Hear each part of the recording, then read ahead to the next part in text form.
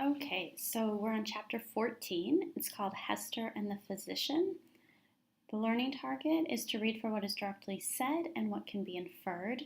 And the essential questions are, what does it mean to be able to make inferences? And how does being able to make inferences help you when reading? So we're going to start off with a summary of chapter 13 because we're skipping that chapter, and it's called Another View of Hester. So 7 years have passed since Pearl's birth. Hester has become more active in society. She brings food to the doors of the poor, she nurses the sick, and she is a source of aid in times of trouble. She is still frequently made an object of scorn, but more people are beginning to interpret the A on her chest as meaning able rather than adulterer. Hester herself has also changed. She is no longer a tender and passionate woman. She has become more speculative, thinking about how something is amiss in Pearl, about what it means to be a woman in her society, and about the harm she may be causing Dimmesdale by keeping Chillingworth's identity secret.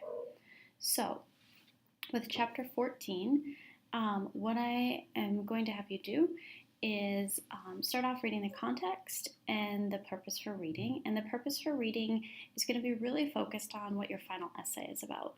So, is there any evidence of Hester being strong or weak? And what in the text makes you say that?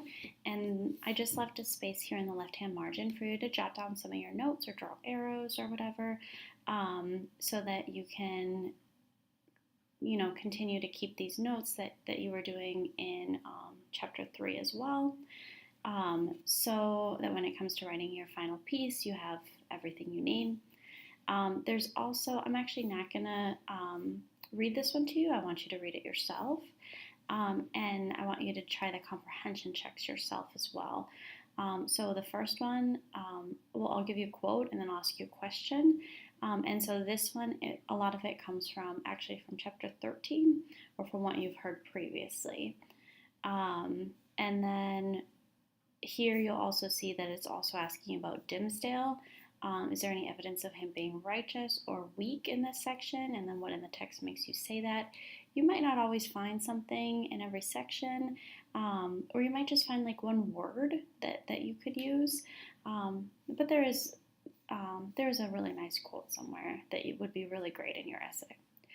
And then there's a comprehension check after that second section, and then a comprehension check after this third section. And then just make sure you respond to the essential questions. What does it mean to be able to make inferences?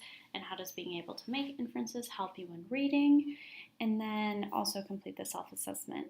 So when you turn it in, I'm going to go through and I'm going to read your comprehension check questions, and then I'm going to give you feedback just in case you misunderstood something.